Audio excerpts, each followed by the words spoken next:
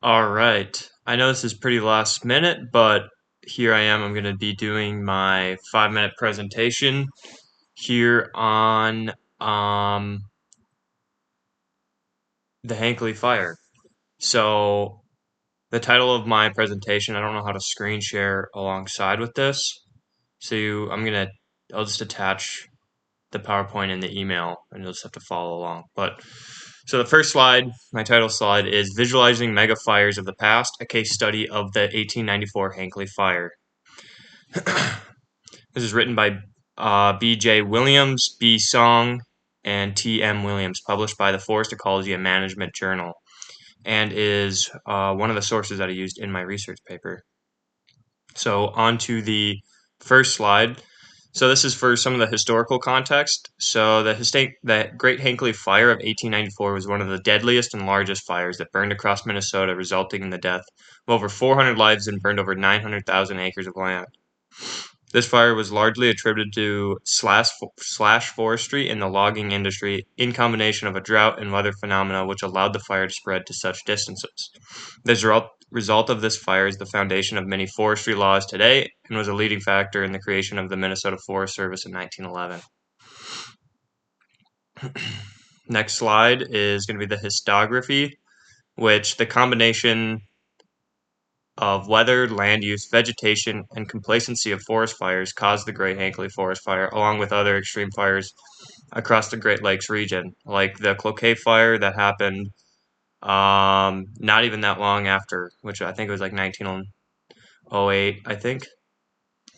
Eyewitness accounts at the time were considered stories, and the fires were described as having a character of its own, tongues of flame. So, and then kind of why I'm bringing this up is it kind of added into why a lot of people discredited a lot of the fires, because the way people told stories of fires made it seem so story-like oh, the tongues of flame, great balls of fire, and all of these things just sounded outlandish. Where people are like, "Wow, it almost sounds unrealistic." I don't know, but it kind of added into some of that. And in the last part, through combining eyewitness accounts and 3D visual model with historical data, this team concluded that many of these eyewitness accounts were accurate and congruent with extreme fire behavior. So a lot of this article talks about is saying, hey, these people like at the time weren't crazy to call them, tongues of flame and giant balls of fire and great figures standing 200 feet tall of fire. It was accurate, and it was kind of how they used to describe fires at the time. I mean, it was just using their context, and that's what a lot of this article or this from this journal talks about is saying that there's some truth to it. So the authors, Thomas Williams, who has a PhD in forestry from the University of Minnesota. He has his master's in forestry, as well as his bachelor's in forestry, all from the University of Minnesota. Bo Song has a doctorate in forest science from Michigan Technical University, a master's in ecology, and a bachelor's in environmental biology. Brian Williams has a master's in forestry and a bachelor's in entomology from Clemson University. So very smart people. All right, the publisher is published from the Forest Ecology and Management Journal. The Forest Ecology and Management Journal focuses on scientific articles linking forest ecology with forest management, with potential application of biological and ecological knowledge to the management and conservation of plantations and natural forests. Here's the central argument. The key points through bad forestry like slashing and complacency about forest fires at the time led to the Great Hinckley Fire and many other devastating fires all across the Great Lakes region. Many eyewitness accounts were deemed too fictitious and seemed believable, leading people to not care really as deeply about forest fires and prevention. And through their study and 3D model they created by combining eyewitness accounts with historical data, many eyewitness accounts were accurate with extreme fire behavior.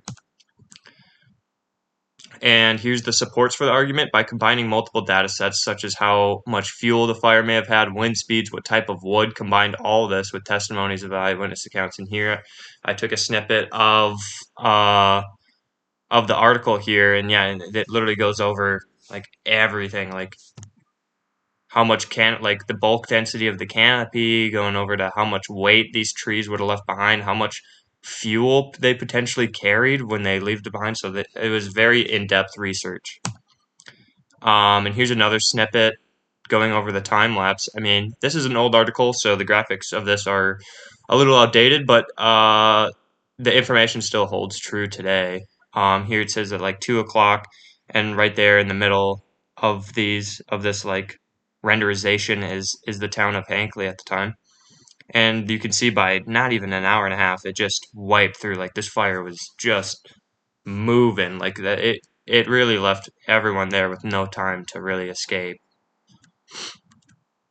Here's the primary and secondary sources. Primary sources, Wilkinson W. 1895 Memorials of the Minnesota Forest Fires of 1894, with a chapter on the fires in Wisconsin of the same year. So that's right from the time, journals of when this was going down. Brown CC, A History of the Great Minnesota Forest Fires. Sandstone, yeah, so another journal of that time period of eyewitness accounts of that time.